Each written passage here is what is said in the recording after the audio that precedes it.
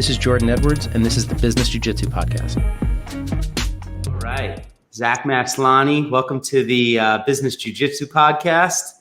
Zach is a Brazilian Jiu-Jitsu black belt under Eddie Bravo. You are a school owner. You are the CEO of Finishers Enterprise, which we were just chatting about briefly.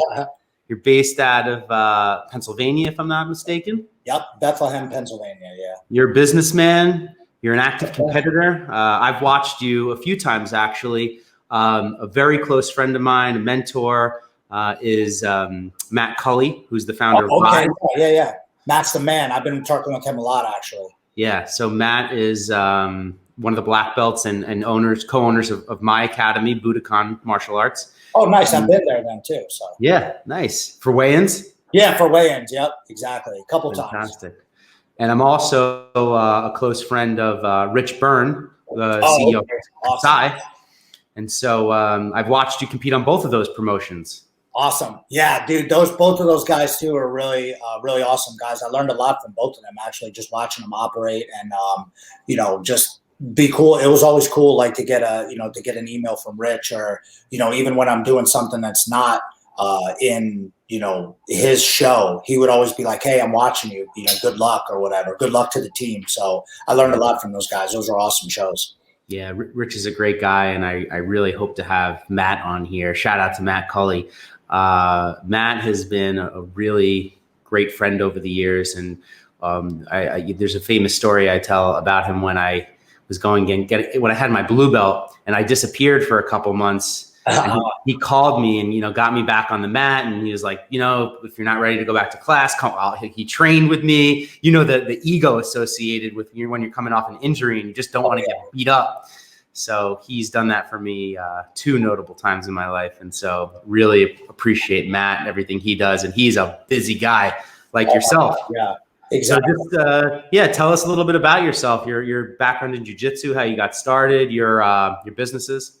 I started martial arts when I was a kid, like around 12 or 13. I started a place called Master Glacier Karate out here on the East Coast. Mm-hmm. And Master Glacier was sold to, it was a big Taekwondo organization. And then they were sold to Tiger Schulman's. Most people quit. And then, me and my first ever sensei Villafane, he still runs Tiger Schulman's out here in Bethlehem.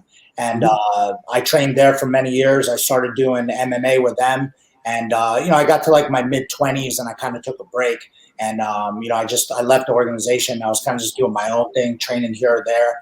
And then, honestly, I went through like a breakup and I was, kind of down and out. And I just decided if I was ever going to get into martial arts 100%, in my late 20s, this would be the time to do it. So, and then, I just jumped in, head first. I was always kind of training with Eddie Bravo and the guys in 10th Planet. And then, once I got in with him and, ever since, I got my black belt and, just kept competing, it just things have just been opening up like opportunities. And, some of them I have to kind of drive myself into and make them happen. But like ever since, just growing up through all that stuff, I learned from all the different things I did and then just trying to get into everything now, it seems.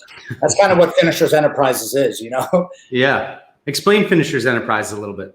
Yeah. So so I wanted to, after I got my, after I started training with Eddie and me and my partner, J.M. Holland, we decided we wanted to open up our own school here locally. And we felt there was a need for,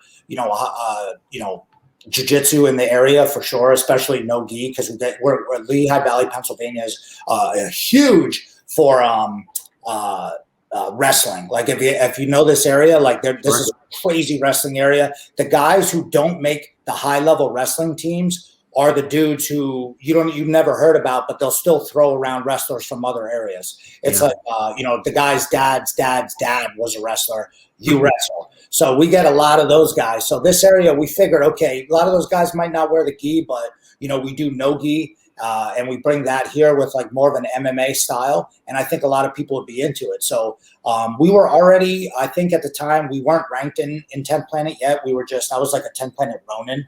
And I used to travel out to California to train with Eddie and stuff. And then we decided to open up our own school here. We just didn't want to call it 10th Planet Jiu-Jitsu because we wanted to have everything. We wanted to have, since we trained at Tiger Schulman's for many years, I did the Golden Gloves and kickboxing matches and MMA fights. So I wanted to be able to still incorporate all that stuff. Like, yeah, there's going to be a big need for jiu-jitsu, but why not have MMA? Why not have kids class? Why not have kids kickboxing? Why not have all these different things? And so we decided to call it Finishers MMA instead of just 10th Planet Jiu-Jitsu. A lot of people who aren't in the game are so confused. Like new parents that are like, their kids are all into it. They're like, so explain to me Finishers and 10th Planet. I don't get it. And then it's always like a conversation I have to explain. But it's cool because it gets me talking with people and they get to know more about what we're doing and everything. And and then Finishers Enterprise is like, we have a tournament. We have a submission-only tournament we do too, where we do tournaments similar to EBI. We have that. We have like a podcast we do, so there's all these different things. Like we just call it Finishers Enterprises. Like it's like a million different little avenues of making a little bit of money.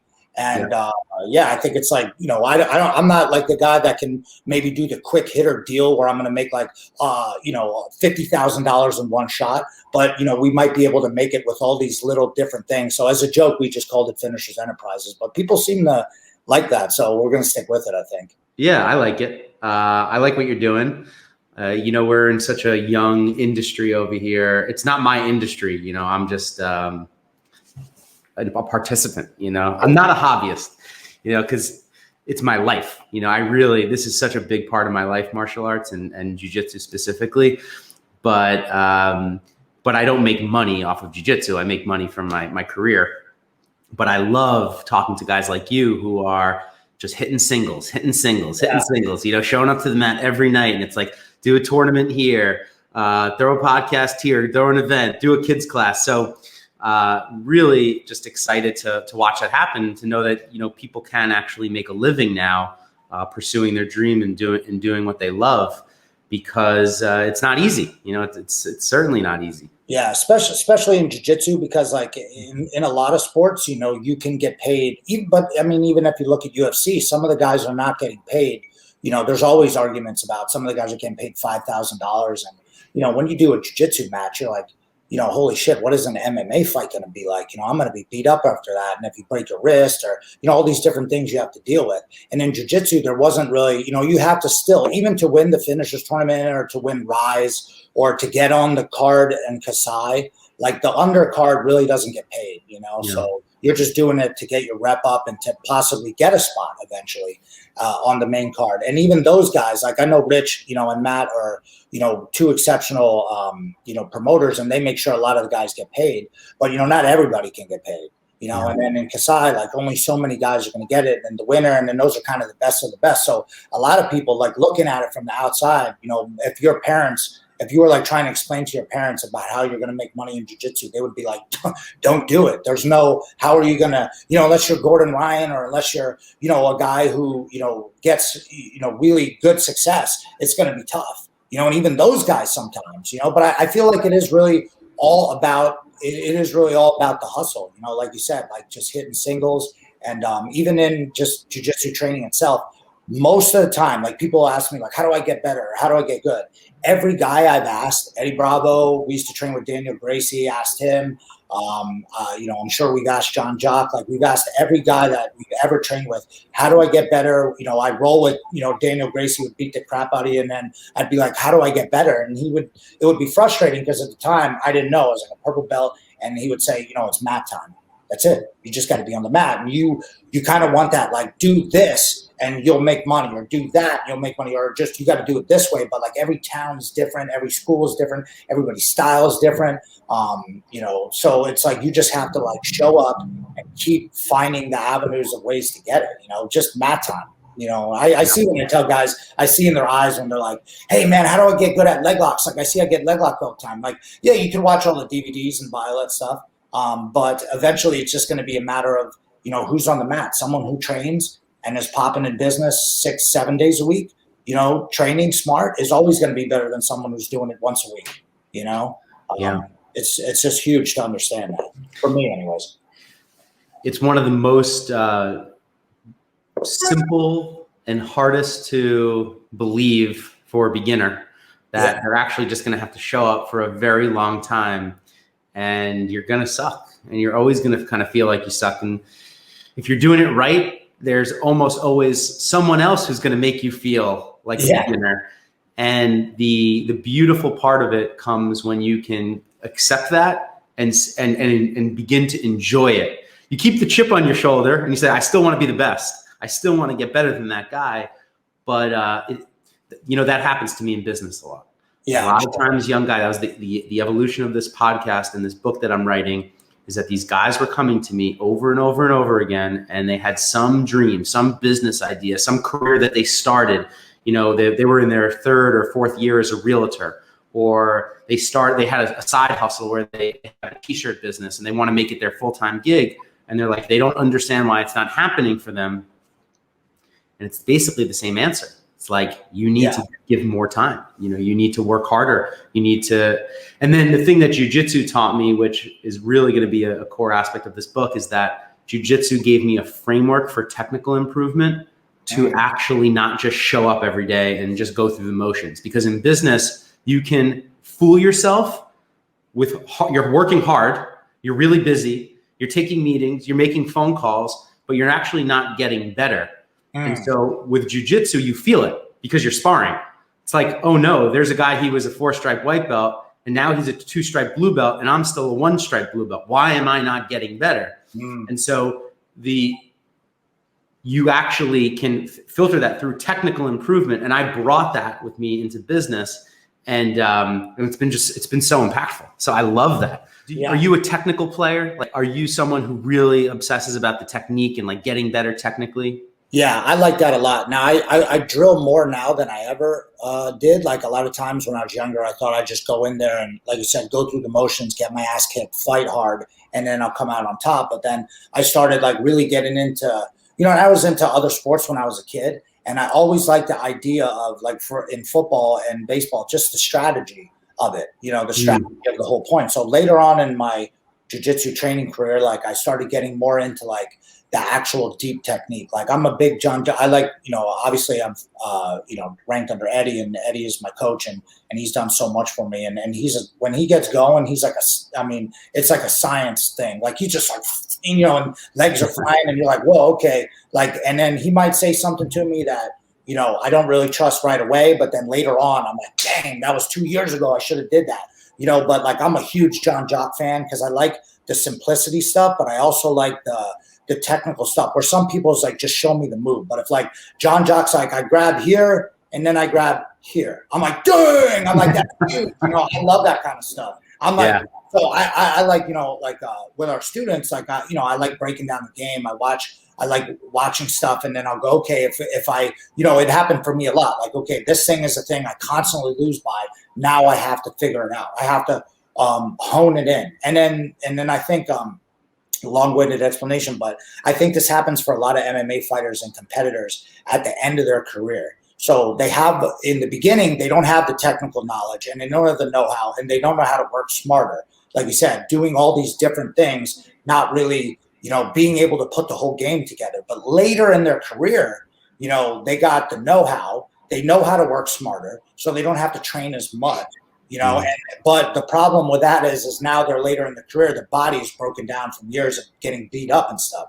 So I feel like that's why you see still a lot of guys where they think like, man, I could still do it. Or, in the room, I'm beating these guys and I should be doing this and I should be doing that. But, their body just didn't, keep up with them. Maybe someone who starts later in the career and didn't take all those beatings could probably last a little bit longer. But I feel like that's, I retired, kind of early from training, like like a year or two ago, and I have scoliosis and stuff, and I still train a lot. So I still have that ego and like the competitive fire, and I think I could do it. But then sometimes I'll roll with the guy and I'm like, oh yeah, that's why. But I'm learning now with the how am I going to keep up with these guys? I can't just go in and bulldoze everybody. Like, how am I going to keep up with these young beasts that I'm training, purple belt guys, or just if a random school comes through our dojo, like, I want to be able to, I'm one of the owners, like, I'm the black belt there. Like, I have to, and, like, so that ego is still there. So I have to learn how to be more technical and like really work smarter like I'm doing strength conditioning twice a week. I threw in one day of just hitting mitts with one of our boxing coaches just to kind of switch it up. And I'm doing a little less rolling, but I'm getting smarter like with the training to keep my cardio up so that way I can still compete with these guys. But I'm getting, I'm figuring out the technique and trying to keep my body, at the same level so I still can compete. And then with business stuff, I feel like I kind of just did the same thing. Like there were mornings where I'd wake up and I'd find that I'm just talking to people for hours. And I'm like, well, I didn't even get anything done. Like I talked to people, but I didn't really make any money and I didn't really further my business anyway. So I'm like, okay, I need to start shutting down, or at least now that I'm getting more inquiries for stuff, I need to be okay with saying no to some stuff. So I'm kind of like getting my business technique a lot better. Like I'm really trying to, okay, I need to do this stuff at this time and then take my breaks and all that stuff. But I'm like trying to do the same thing. I'm like, oh, if I was doing jiu-jitsu, I would do this to help, get better, and I'm doing that in the rest of my life, Absolutely. Well, one of the reasons why I was asking you about technique, and that you said it was long-winded, but I thought it was great and spot on. I'm just going to share my screen again for 1 second. That you have recorded with the BJJ Fanatics guys. Oh yeah. Mike Zenga, who's been a contributor to this podcast, such a great guy. That was a really fantastic podcast, and he has so much to offer. You're putting out video content. That's great. What's it been like working with the BJJ Fanatics guys? Dude, it's awesome. Mike Zenga's the man, dude. He's helped us out a lot with stuff, and we did make we do make money off selling those DVDs. But even if we made no money, just the cloud alone to have our DVDs next to all the top guys that are ADCC champions, all this stuff is huge. It's a great thing for me. And I know a lot of people have BJJ Fanatics DVDs, but only the guys who are able to, not just the best guys, but the guys who are able to actually put down in a series of what you're actually teaching. One, we did the 10 Planet warm-up, so thankfully Eddie Bravo let us do all the warm-ups so we can get those out of. We have another DVD out, and I have another one that is being edited right now. It's a leg lock defense DVD that'll be coming out with BJJ Fanatics soon. Nice. That one going, yeah. So that really makes me think, it's a great business thing, and like people love the DVDs, and I also feel with that, like it's not like a cheesy thing where I'm ripping people off that are paying me money. Like I'm giving them everything I got in those DVDs. Like that's stuff that's either worked for me or I've seen it work or whatever. So when people buy it, I feel good about it. I'm like, oh, thanks for buying my DVD. Like, let me know if it helps you, or if there's anything, if you have any questions, let me know. And those guys, like they taught me a lot about just how they treat the guys who teach there. It's like when you go to do a DVD, they really take care of you. Like they fly you in, they give you a hotel, they're throwing waters at you. Like, hey, do you want guys to go out to dinner? Show you the whole thing and then get the DVDs going. So yeah, that's huge. And then we actually got our start from Grappler's Guide, which works a little bit with BJJ Fanatics too. He put us on, Jason Scully. He put us on years ago. And then Travis Stevens ended up I think finding out about us through that. And he was like, hey, you guys are the 10th Planet guys. I'm like, that's me. I'm like the 10th Planet guy, but that's great. Yeah, it's been a blessing. And that's just another one of those things that I'm trying to gets the word out there, and it does bring us some money too. So yeah. Well, we're talking about something really interesting here, which is the building of the network. And as you begin to go and talk to people and have these conversations, and you're learning, and sometimes things are making you money and sometimes you're learning. And it's really important to do that and to network. Mike Zenga, Travis Stevens, these are world-class guys. You're in this network of world-class teachers, competitors, coaches, Olympic athletes, Rich Byrne, Matt Cully, guys performing at the top of their industries, small. Rich is actually performing at the top of his industry, and all types of industry, banking and commercial lending and all the things that he's been in, CEO of Deutsche Bank. And so, we're illustrating a great point here to young guys that build your network, get out there, meet people, fly across the country and go pick Eddie Bravo's brain if you can, get up to Boston, and train with Mike Zenga and Travis Stevens. Most of these guys with their academies, the door is open. I heard Keenan Cornelius say something recently, which really resonated with me. He said so many guys reach out to him and ask him questions, and like they want permission to like come. They're like, oh, I want to come train with you. And he said something really, he goes, just come. He's like, I have a school, the schedule is posted, and anybody can come walk through the door and take my class, be respectful, be a good guy. And I thought that was a really beautiful sentiment for doing things, and kind of what you were just talking about a few minutes ago, where it's, yeah, you can go talk to people endlessly for hours, but eventually you have to take action off of what you're trying to learn and trying to get better. And something that I've developed, but I honestly started very early in life. I was very fortunate to have great mentors, and my father was amazing at this. But networking is so critical. Yeah. But knowing all these guys is not enough. Like just knowing them and having if you want to make jiu-jitsu your life and you want to have a video on BJJ Fanatics or start a successful academy, you have to go and you got to start like you did. So let me ask you a question. What was it like when you were starting this, making this transition? Were you working before and then you left your full-time job? Yeah, so I kind of had like a weird thing because I was full-time when I was a teenager for, competing and stuff like I was doing. But, I live with my parents, so it wasn't that big of a deal. And then I was working at one of the Tiger Showmen, so I was making money there, and I was able to afford my own apartment and stuff.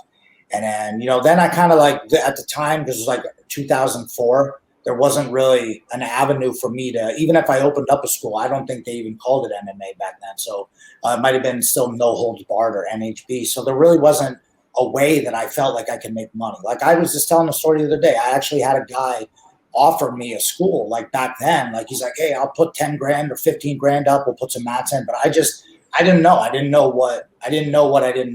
I didn't know what to, I didn't even know what to expect. And then I worked for a long time. I got my 4-year degree from DeSales in university in Allentown, or I think it's technically Allentown, Pennsylvania, but and it's a good school. And I went for criminal justice because I didn't really know what I wanted to do. And I was still doing martial arts, almost full time, but still competing at NAGA and Grappler's Quest and stuff like that to try to keep my name out there. And I wasn't sure whether I was going to fight again. I just didn't know. But I started, I started working full time. Then I was like, all right, I'll work a little bit at the martial arts school. I'll do, my full time job there, and then maybe I'll become a probation officer because I teach the kids classes still. And I know a lot of guys push their kids class off to like purple belts and stuff, but I like to be involved with the older kid. The younger kids, they're not ready for me yet, but the older kids, I treat them like adults. So I want to be, still involved with them. So I like working kids. So I'm like, all right, let me get a job as a probation officer. So I wasn't a PO yet, but I got right at the time when I got my 4-year degree, I just decided, like I said, I went through kind of a breakup, and I was kind of, I left, I had a house and car and stuff. And I had kept my car, but I was leaving my house, and I was like, I'm going to go live with my buddy for a while. Maybe I'll get my own apartment. And then I was like, wait a minute. And I know it sounds stupid, but I didn't have cable, so I had like a bunch of DVDs. So I was watching the movie Fight Club, and I was one of I had a bunch of Simpsons DVDs, and then Fight Club, and maybe The Matrix or something. And I was watching. It was stupid, but I just remember because I was down and out, and I was watching Fight Club, and he was like, the one quote he said was, "It's only when you've lost everything you're free to do anything." And I was like, I just heard that, and I was like, it's from a movie, so it's corny or whatever. But I was like, oh man, it's actually interesting. I don't really have anything going on. So I was like, I got a college degree, so I feel like I always could fall back on it.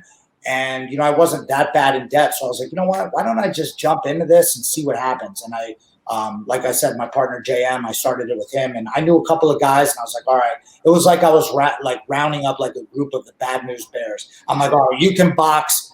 This guy over here can do this. Let's get all these guys together, and we'll try to start our own thing. I definitely had resistance from a lot of people, like even high school, college friends are like, are you sure you're all right, man? Like you want to live in the back of the dojo? You want to do all that stuff? And like, oh, it's kind of fun. And it's not like, it's not as bad as what people think, you're definitely taking a risk, and it was like an interesting situation that I was in. I know a lot of people, they get themselves so deep into one life where it's hard to leave. It's hard to quit $100,000 job or an $80,000 or $70,000 job and go back to making maybe 30 grand a year as a jiu-jitsu instructor if you're not JT Torres or Gordon Ryan or one of these guys. Like if you're just Joe Schmo and, it might be tough. If you have the right area, maybe, but it's tough for people to quit that job. So once I was like without anything to do and I didn't really have a house or anything to pay for, I was like, you know what? I'm in an interesting situation where I think some people would be mad at me if I didn't go for it, because they would be like, you're the only one who can. We got kids and a family and all this stuff. I can't quit my job. I got responsibilities, and I didn't really have the responsibilities. So I figured take a stab at it, which is, maybe a little bit different from the way a lot of people start. Sometimes your back is put against the wall, and sometimes you put your back against the wall so that you're forced to take action. And if you're at the point in your life where you don't have a girl and you don't have a house and you don't have kids, it's a lot easier to go take that risk. Once you start adding in all those different layers and you're addicted to the job and you're addicted to the Netflix and you're addicted to all the things, it becomes harder and harder and harder to take those risks and really start something. It's not impossible. People do it all the time. Yeah. But it's great that you did. And, you had a colorful story, all that stuff going on in your life. It's funny. A similar point in my life, I got out of a long-term relationship and I thought my world was ending at the time. Yeah. Now I look back on it and I laugh. It's like, it's crazy to think how much time I wasted stressing about it. Exactly. But it was formative because it set me on the direction of learning and self growth and reading and doing all this other stuff that made me, successful beyond my expectations. So, all those experiences for people, they should be treasured. It's like tapping out. You're not going to, how far are you going to get in jiu-jitsu if you don't ever tap? Exactly. Yeah. And I think some people too they're embarrassed if something happens, where they won't just own it. And like, I feel like that's the kind of thing that I've always done in my life. Like if someone makes fun of me, I'll just make fun of myself. Like if something bad happens, like you just gotta, obviously, there's things that are gonna, you're gonna have to grieve over, but sometimes you can just kind of like, whatever. Yeah. So what? I live in the back of the dojo. What do you want? And then people are like, oh, right. Because who really cares what people think in the long run? If it ends up working out. Now, I know people who criticize what I was doing back then and were like, oh, man, he's going to be, when it fails, I feel worried. I'm worried about him and all this stuff. And now that we're doing good, they're like, hey, man, how can I help? I could be mad at them, but it's like, who cares? They didn't know. They were just they were worried about me, but they just didn't know how to express it, I feel, Yeah. It is amazing. You brought up that you were at this moment around 2004 and the UFC first season of The Ultimate Fighter, Forrest Griffin versus whatever his guy's name was. Yeah. The first season. I don't know why that was escaping me. Yeah. So, that was kind of like, that was always, I remember watching that first season of The Ultimate Fighter, and that is how I, really learned about jiu-jitsu and mixed martial arts and fell in love with it and just wanted to be around it and went out and found a guy who trained, and I started training in his basement. That was my own, that's how I found it. He then, when I graduated from college in 2008, he opened a jiu-jitsu gym, and he was managing my sensei, who is a MMA fighter.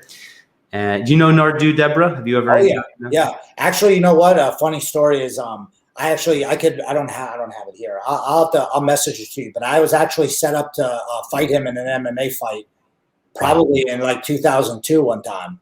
He had fought one of my teammates, Elvis Garcia, and then I forget, someone else dropped out. And I had one fight, and I was 1-0, and I'll take the fight. And Tiger Showman at the time was like, hey, man, that guy's pretty big, and he's got a lot of experience. He's like, maybe he's that tough guy. I was like, oh, all right. I was just like, I just wanted to fight anybody, Yeah, Sensei Nardu is the consummate martial artist. He is a true samurai. Every part of his life is about art and martial arts, and so when I came out of school, he was already a black belt under Renzo Gracie and John Danaher, and that was in 2009.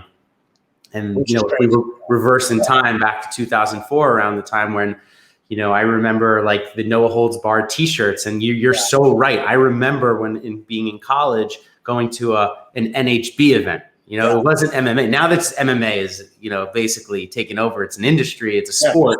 Yeah, exactly. But it was so early. It was finding its identity.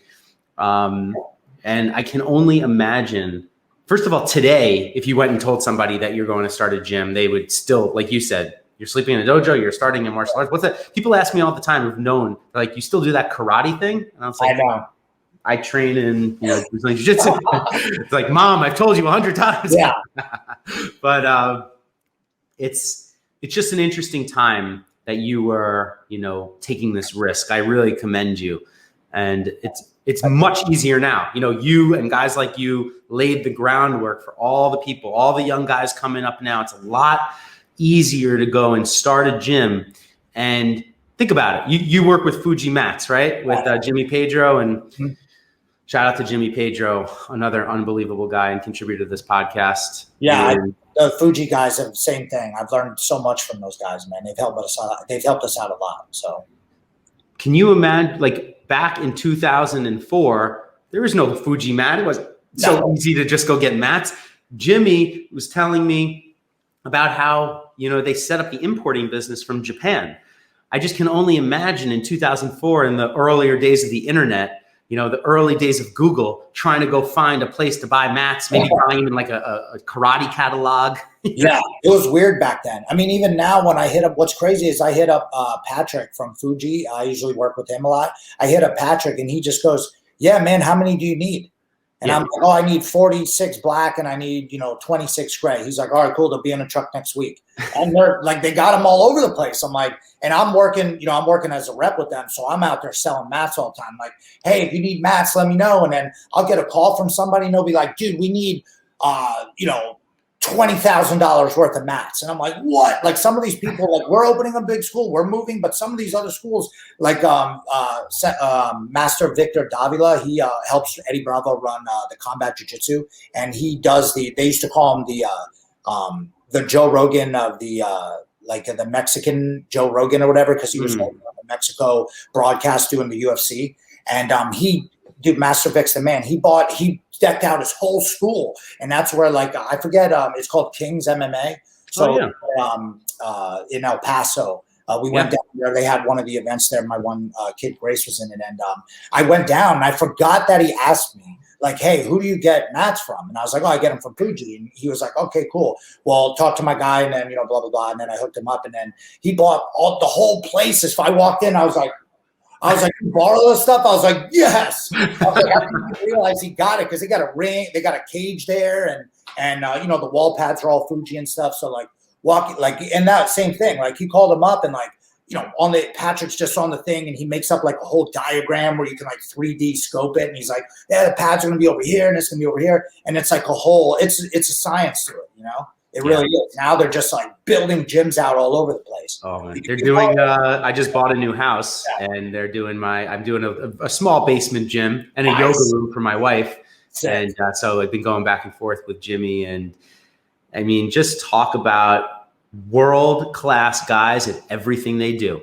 If you watched the Travis Steven podcast on this one, it's like he fundamentally shifted my view on so many things, his intensity and the work ethic.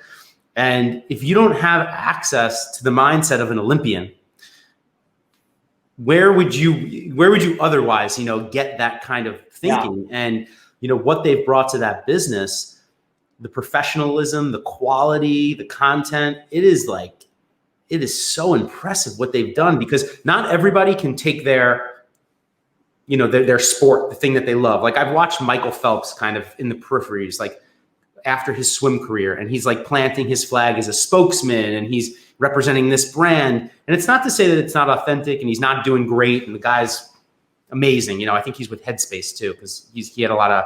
I did see that. Yeah. But for Jimmy to go and partner with Fuji and then do what he's done, what their team has done with that company is just amazing. And I'm so impressed. It's huge. And then when we meet these guys, especially them, that's how I would like to be eventually. And John Jock is like that. And, when I first met Eddie, and then when me and JM, we taught a seminar at the Fuji gym there, and Travis, let us teach us, was like, hey, if you guys are coming down for a DVD, I'd love to have you teach a seminar at the gym. And I was like, oh, okay. And I was like, we're nervous a little bit. And then when you meet these guys, it's like that first, obviously Travis is a big guy, but when you meet them, they're such nice guys and respectful, but you're still a little I was still a little nervous around them sometimes. I'm like, I just want to I don't want to mess up and say something stupid. I want to learn a lot from this guy. So I just want to be able to hang around him. We've done that. We've flown out places just to, be around somebody, so I would hang out with him as much as I can. I think I rolled with him too. And he took it really easy on me. He was I'm hurt. I was like, you believe me, with what, no arms. You know what I mean? He was kicking the kid. It was awesome. And he was like, hey, watch you guys' techniques and stuff. I was like, wow, it's really cool. But when I feel like I have a little bit of a guy like that takes notice to us, I just want to keep being around him and keep working with him, because I feel like that little aura that they put off, I feed off that, when I'm like, oh, this guy's doing that. Oh, Travis is still training, even though he's got injuries, he's getting work on. I'm like, oh, I need to do that. Or I need to do this. Or, when you shake their hand, they just got that, you could tell this guy's about business, Yeah. Yeah. Like I said, just all the people we talked about, is so many people that, like you said, I'm involved with, or I'm in the realm. But I need to, you still have to take that action and move forward with and sometimes it is just, for me, it's shooting my shot. Hey, Eddie, can we do this? Or just getting that match with, so for Rise Invitational, Joao Miao needed a dance partner. They wanted to have him for a super fight. And two dudes might have turned the match down or whatever. And I was like, you know what? I want that match. I was like, I'd love to have that match. I'm not going to compete that much longer. He's my weight. I've rolled with him once before. I know I can handle my own. It's not just he's going to murder me. So I asked Matt for the match, and he was like, dude, 100%, we'd love to put you on. And then he was like, but, we got to, you're going to have to come up with a sponsor or whatever. So I came up with sponsors to make sure the match would happen. And people are like, you're nuts. You're coming up with your own sponsors to make this match. I'm like, I want this match, dude. People are like, hey, man, I want to fight. I'm like you said, so fight. Oh, I want to compete. Compete then. Guys come to me all the time. They're like, oh, I want to do a fight. I'm like, okay, here's what you have to do a fight. You want to do an MMA fight? Do a kickboxing fight, and let me see you compete in jiu-jitsu tournaments. If you never wrestled, if you wrestled in college or something, amateur, we could talk. Well, there might be a different route for you, but you still got to learn how to box. I tell people exactly what to do it, and they don't do it.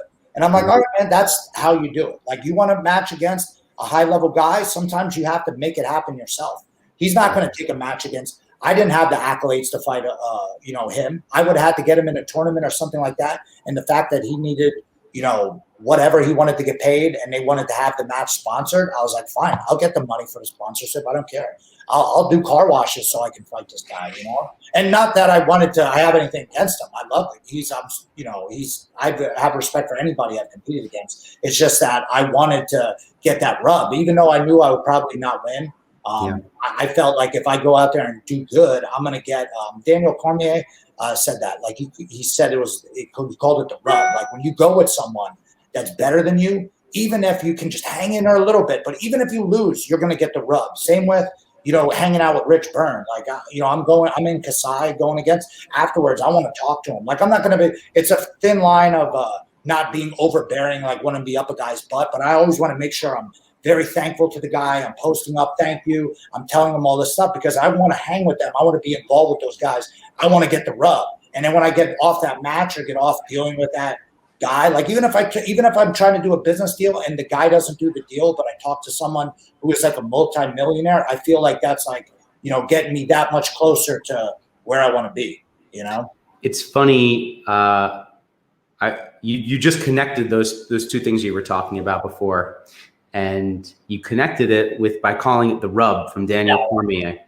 And what I was going to say to you after you were talking about hanging with all those guys, what I always tell my team is when someone has something that I want, I often use marathon running as a metaphor, rub it all over me. It's I want that. I want what you got. How do you do that? I love to run, but I had to force myself to love to run because I'm so bad at it. I'm big, I'm 6'2", I'm 220, and I just my body doesn't work the way it used to. And I could go out for a 2-3 mile run. I could get up to a 5 mile run, but I just can't yet figure out how to get past it. Yeah. When I get a marathon runner in front of me, I'm like, what do you do? How do I do it? And what do you think they tell me?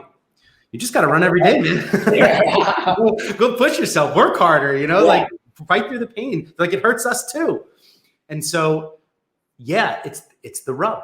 that is I've never heard it put that way, and I'm going to credit you through DC, but I love that. It's the rub. I mean, I always called it rub it all over me, but it's amazing. That's what it is. When you're with these guys, when you're hanging out with John Jacques, you're hanging with Eddie, you're hanging with Rich, you're hanging with Jimmy. These are world-class guys. That's what this whole project is about. It's picking their brain, picking your brain, and showing the next generation coming up, or guys who are just stuck. There's so many guys that I know who are in their 50s who are ready to switch that career. They're a public servant of some kind, maybe a police officer, maybe a fireman, and it's like they're about to retire, but they're still so young. They're like, what's next? They want to start a business. It's like I'm thinking about real estate. I'm thinking about doing a flip. I'm thinking about buying a little apartment building. And so it's like being a white belt all over. And I'm sure you see this too. There's so many guys in their 40s and 50s who come into the gym for jiu-jitsu and they're white belts and they just can't believe that they suck. Yeah. It's a hard shot. I've seen the best for me is seeing my high school buddies who thought it was a joke, and they would say things to me like, "Oh, you think you can kick that guy's ass?" I'm like, "Look, no, I don't know. I don't know that guy. Does he know jiu-jitsu?" I'm like, "Because if he does, then it's not going to be so easy." And they'll be like, "Oh, yeah, right. Like you can't do that or whatever." And then a couple of them came and they ate it, and they came in and took class. And I remember one of the guys rolling with another one of our guys who's a brown belt now, who's not like a model athlete. The guy still smokes cigarettes every now and then. Like, I'm trying to get him to quit. He says he did, he didn't. But, you can't deny the guy's jiu-jitsu. He's really good. He's been training for 12 years or something like that. And my other friend was like used to, he was real jacked, he used to do steroids, you know what I mean? He was an athlete, played all these different sports. And then when this other guy started putting it on him and he started getting tired, it was like in his eyes, I could see like, this is real, And then after though, he was cool with it though. He like came in and was like, yo, he told the other guy we were living with, he's like, yo, I went to jiu-jitsu. Turns out it is real, And then he ended up training. Like he was close to getting his blue belt, but now he's got he says he's got no time. He's got family and stuff. He'll be back eventually. He'll be back though, because he said I got too addicted to it. That's what he said. It was crazy. I was thinking about it all the time, and I was like, I hurt my knee, and then he's like, it was too crazy. I was letting it control my life. I'm like, oh, all right. And so it's a cool thing though. Like he figured out though, like, oh, okay, yeah, you could be a beginner at something. You don't think you are because everybody's got that ego and they're like, I could do that or I could do this or whatever. And then when you go actually do it, like you're like, whoa. Like I went, just real quick story. I went to I'm not into guns, but my dad just kept telling me, get a gun. You should get one gun. And I was like, all right, I want to try it. Like I want to make sure maybe I need one for home protection, what have you. And I'm definitely afraid of guns. Like they're scary. Like it's, I don't know what I don't want to freaking lose it and accidentally hurt someone or whatever. And I'm not like a guy who's walking around with one on my hip or anything weird like that. I just figured I'd get one for protection, whatever. Maybe I'll just have one at the house. It seems like. But when I first went, I went with one of my neighbors, and he's an older guy, was in the military and stuff. And when I was there, I was like, it was actually really cool for me because I was like, usually I'm at the dojo, I'm got to be the guy who's the know-it-all where every couple of seconds someone's asking me a question, or I'm talking to guys about how to run their tournament. And it was cool to be like, hey, Frank, how do I do? I don't even know. Like, you tell me. And I'd rather even err on the side of telling people like, hey, when you don't know something, no way would I ever walk in there and act like I know it. Like, I don't tell guys like, do your taxes like this. I'll let the professionals handle that. Like, even like I got tattoos. Another good one is you go in there and you tell the guy like, oh, I want to have a dragon and I want it shooting out the finisher's logo and I want the Ted Planet. I want Eddie Bravo choking a guy. And the guy just looks at you like, dude, what are you talking about? Like, what do you like? And then you're like, all right, I like dragons. Okay, can I do a dragon? And you're like, okay. And if you trust the guy, then you just let him do. Like, I didn't tell my guy what to do. I just said, I like Japanese style. And then he said, okay, let me show you. Like, he showed me and he drew it on me first. But sometimes like that was just like, let the professional handle it, So when you're going into something as a new person, you trust someone, hey, show me what to do. I have no idea. I love being the beginner guy. Like, I'm holding it, I'm like, doing this with the gun. I'm like, hey, hold it this way. This is how I'm 37 years or till I was 35. I've never loaded a gun. I was like, I want to try it. I want to learn something that's kind of scary that I feel like could benefit me eventually. Why not?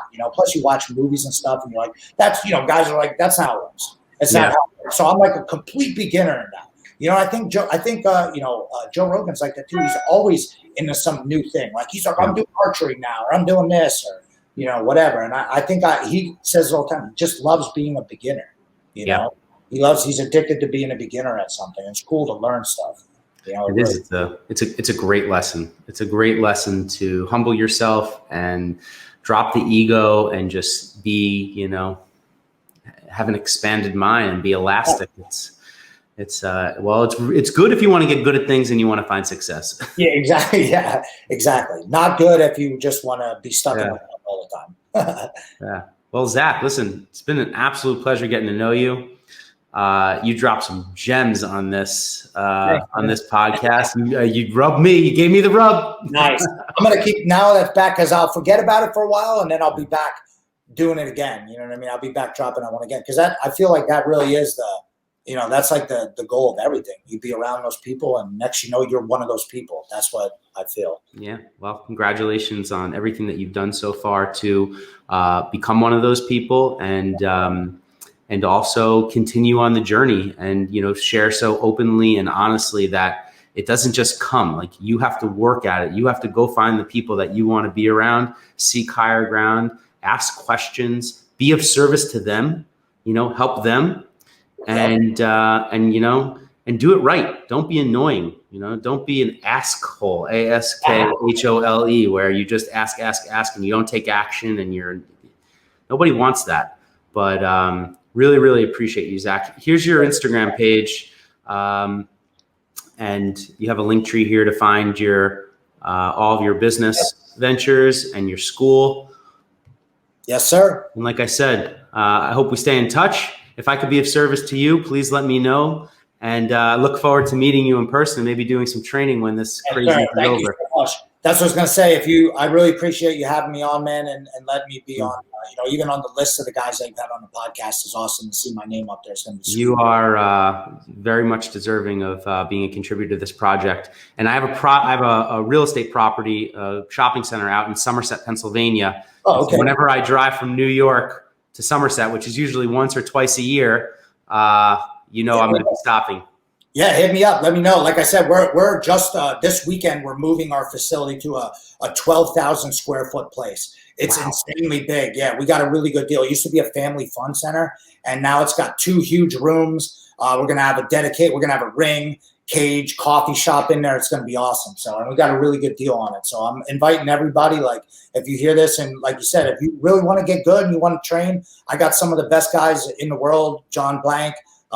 Grace Gundrum, JM, and some of my new guys, Renee, and all the younger guys on the way up. And we just got a lot of local people training with us. So if any of you guys want to come train and get good, and I'd love to learn off you. So come through the school, finishersmma.com. And you just hit me on Instagram, man. Thanks again, Jordan. I really appreciate it. I appreciate you, Zach. Have a good one.